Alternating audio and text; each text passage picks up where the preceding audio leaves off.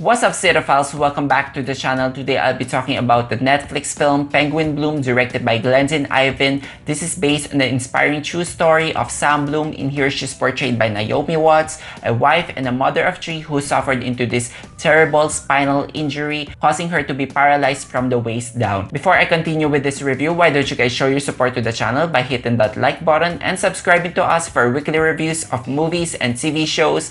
Now, Penguin Bloom, another story of recovery and redemption. You can definitely accuse this movie as predictable, but as they say, it's not about the destination, it's more about the path on going there, on how they execute this movie. So this movie, I guess, is a testament to that statement that healing can come from the most odd places. We are used to having pet companions, but in here we have a magpie, a wild animal that the family decides to take care of. So in here she develops this strange connection with the magpie. So there's an obvious metaphor here with the magpie's growth and her growth, because the magpie here can't seem to fly, it has a damaged wing. One kid here even mentions that what is the purpose of being a bird if you don't know how to fly. So that is a direct reference to the struggle that Sam is going through, because she is an outdoor person. She wants to go there, she wants to travel, she wants to surf, but now she feels like she's been stripped away of that identity, much like the character played by Riz Ahmed in The Sound of Metal when he begins to lose his hearing as a drummer of this metal band. So anyway, this movie takes a more predictable route, and that's okay because it's wonderful to see this symbiotic recovery process happening between these two, to see the parallels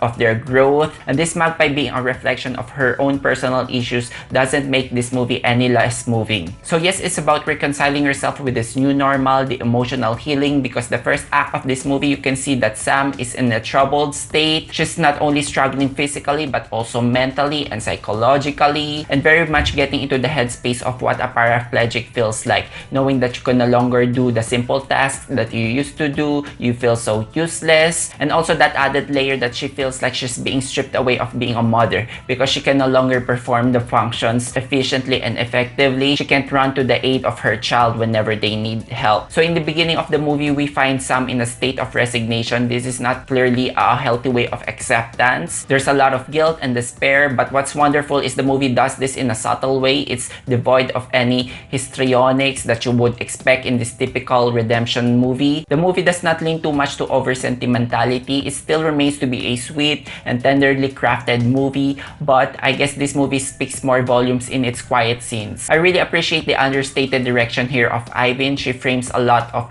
quiet images that convey a lot of emotions, that speaks a lot of the mind state of this character. Say for example, in one scene, Sam is just sitting on her kitchen, then she suddenly decides to nudge this jar of honey for no reason. So clearly you can see that this character is in a self-sabotage mode. And also I have to add that non-linear style of storytelling, so we can have a good idea of who Sam was before and after the accident. We also get these dream sequences to make it more introspective. The movie showcasing the beauty of Australia, its gorgeous shores, and the domestic life, which really feels genuine and heartwarming. This familiar tale of grief and healing very much benefits from the performance of Naomi Watts. In here, she puts this movie into a certain state of grace because her character requires a lot of complex emotions, and I believe that Watts is more than up for the job to deliver the required subtleties and the respect needed for this character. She really shines in her internal moments, perfectly weaving the good and the bad moments,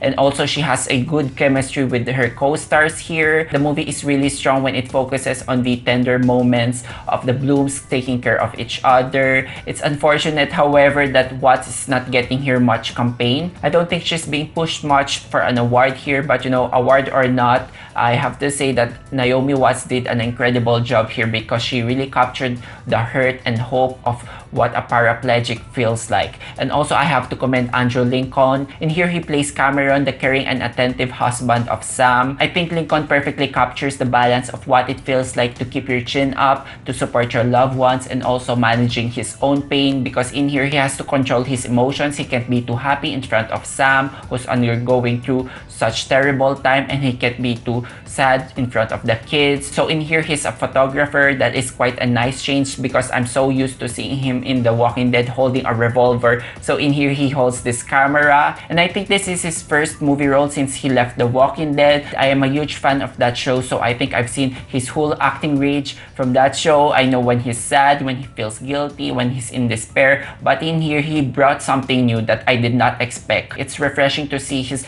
caring and paternal side as opposed to this ruthless leader slash survivalist. I'm really looking forward for this actor to branch out to more roles. And another co-star that I have to commend, this will come to a surprise because the Magpie here named Penguin, I have to commend this animal because she really steals most of her scenes. That is not to diminish, however, the acting capacity of the cast here, which are all great. I think it's a good decision here for Ivin to use an actual Magpie instead of a CGI replacement because the character feels more palpable and more alive. There are a lot of cutesy scenes when he's hopping around the house, bumping into things, pooping around the floor. So I think it's adorable, but at the same time, it doesn't feel too comical. It doesn't reach the level of a Tom and Jerry show. It's just enough to make this animal likable and to believe the bond that she and Sam here will be having. I also have to give a shout out to the Magpie trainers involved in this film because it's so hard to capture the proper blocking and also to orchestrate the movements that this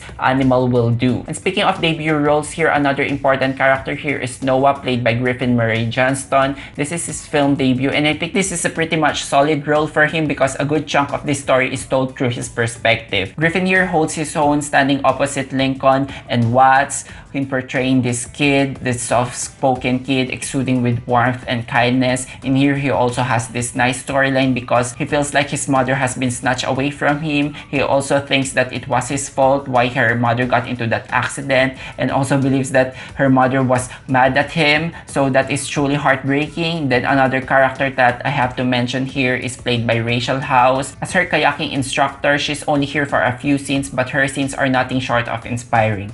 So if I have some cons for this movie, I think the predictability of the plot lines and the overfamiliarness of the subject matter. I think some people might think of this movie as a lackluster movie because its messaging can seem to be simplistic at times as an exploration on the PWD mind state. Like, it does not go subvert your expectations just like what Sound of Metal did, or it does not go into a much more intellectually profound realization like in The Theory of Everything, or it does not go into a controversial route, say in Me Before You. You can definitely compare those movies into this one, but you know, the greatest advantage of this movie is that it comes on an optimal time. The simplicity of this message does not take away how heartwarming and life-affirming this movie is. I think this movie is also a great reminder of the things that we can achieve, all the obstacles that we can surpass with the help of our family, and hopefully it can inspire you to help others too, you know, because most of us won't know what it feels like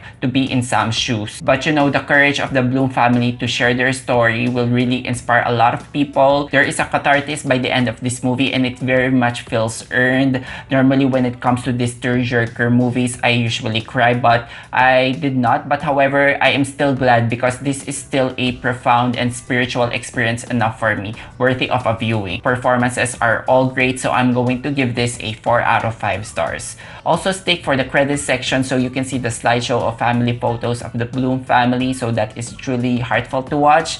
And that's it for my review of Penguin Bloom, directed by Glendyn Ivin. Let me know what you think in the comment sections down below. If you enjoyed watching this video, hit that like button and subscribe to us for weekly content. Thank you so much for watching. Until then, see you on the next one.